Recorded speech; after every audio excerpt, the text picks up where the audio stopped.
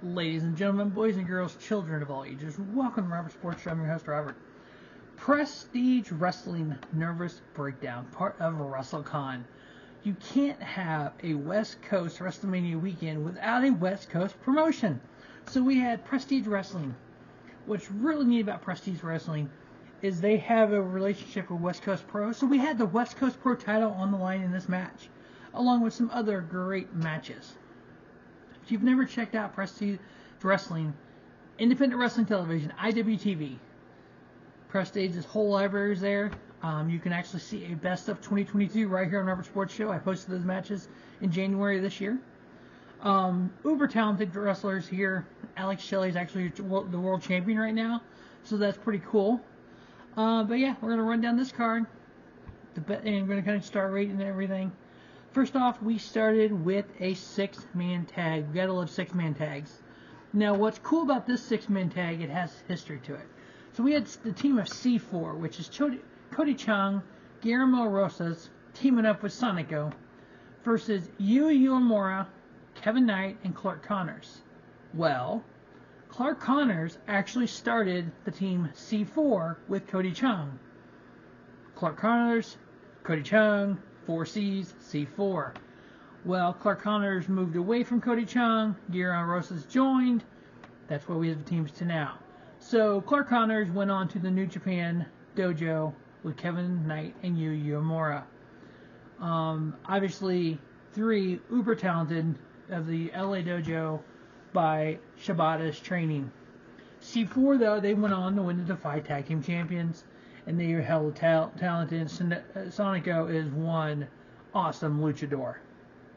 This match, exactly what it was supposed to be. It was a fight with Cody Chhun and Clark Connors. It was the luchador of Sonico getting in there. Kevin Knight been training with the Time Splitters. You can tell by the sunglasses and everything. Great match. 3.5 star. C4 getting the victory.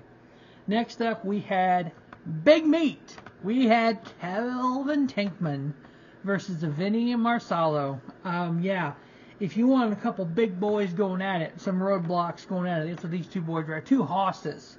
Just a hoss fight here with Kevin Tankman getting the victory. I gave it 2 3/4. It was very entertaining. And then that West Coast Pro World Heavyweight Title on the line champion, Titus Alexander versus Michael Oku. 2 wrestlers that over 2022 had some awesome matches. Also had awesome matches versus one William Ospreay. So a lot of people that have that style, the Michael Oku, Titus Alexander, Will Ospreay, Blake Christian, that you can just kind of take everything back to the Will Ospreay match from that point forward where they become Titus Alexander. I did that in the best of West Coast Pro and the best of Prestige from last year. He had several matches on there. Once he had that match early on last year with Will Ospreay, you saw a change in him. This match, in my opinion, did not disappoint either. Great match between Titus Alexander and Michael Oku. A lot of high flying, a lot of talent there. Titus Alexander getting the victory. I gave it 3.5. The team that still thinks they are the Prestige Wrestling Tag Team Champions, they are not. Midnight Heat, they can't give it up. They had the titles.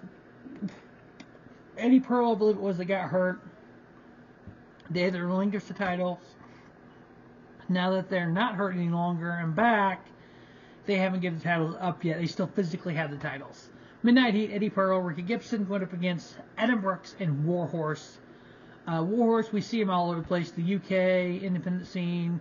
I think he's on AEW once or twice. Adam Brooks, the pandemic just derailed his career. He had just signed with Ring of Honor before the pandemic. Was about to make it big there. I think he's uber talented. I saw a match with him and Will Ospreay back in Defiant in the UK was hella good.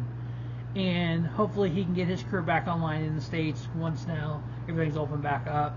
But Midnight Heat ended up winning this match. Ricky Gibson and Eddie Pearl. I give it 3 1/4. Next up, we had one of the really good women's matches of the weekend. Taya Valkyrie and Miyu Yamashita. Yamashita, she's been on like hell of different shows this weekend. Some with the Collective, some with Impact Wrestling. I think it was Impact. I know she was in the, yeah, she was in the Impact match. Yeah, there's just so many matches. Everything runs together after a while. And Taya Valkyrie, we all know how talented she is. Short match. I give it 3 1/4. Only 7 minutes long. Taya Valkyrie get the victory. Robert Martyr. He thinks he's better than he actually is. And he thinks when he calls out people or challenges people to matches, somebody like, oh, I know, a Timothy Thatcher, that Timothy Thatcher's not going to come in and rip his fucking arm off and hand it to him, which he did. Timothy Thatcher is just a beast. 3 1/4 star match here. Timothy Thatcher getting the victory. The next match we had Kevin Blackwood versus Shigehiro Irie. 2 strikers going at it. Kevin Blackwood, so talented. He reminds me of a, oh goodness, Brody King type. I think Brody King and Aleister Black and Malachi Black, Brody King, Buddy Murphy. I think Kevin Blackwood would actually fit into that Fat House of Black better than Buddy Matthews would. Or Buddy Murphy, whatever the hell, Matthews, yeah. I think Blackwood would fit in there with the tats and everything better than Buddy Matthews. But hey, that's just my opinion. I think Kevin Blackwood is one of the top strikers in the business. He actually got the victory over Shigehiro Irie, 3 1/2 star match. Aja Kong versus Masha Slamovich next. We found somebody that the Russian bitch, or whatever they want to call her, Russian killer Masha Slamovich can't beat. Somebody bigger than her.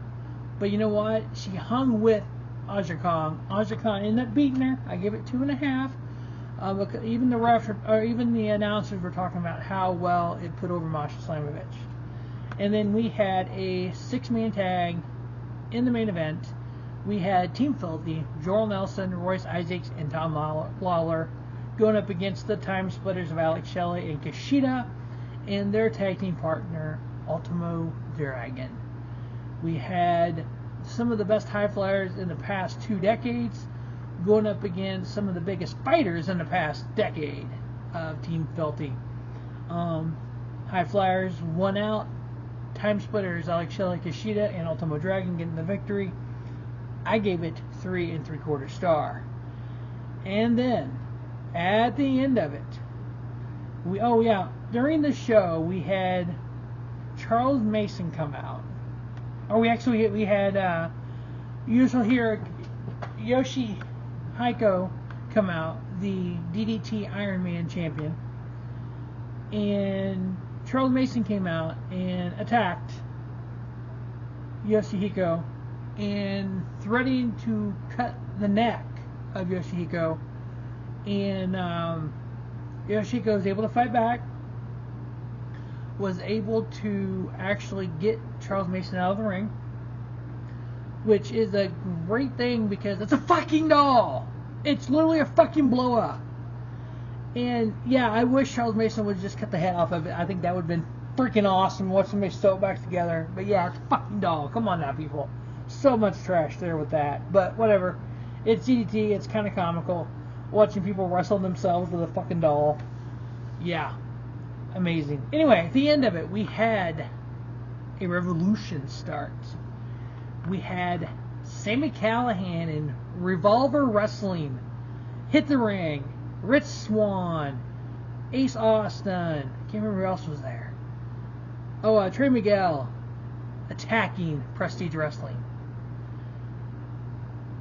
Sami Callihan throwing down the gauntlet of Revolver Wrestling in the battle that's about to come with Prestige. And Prestige is like, look, you want a war, you got a war.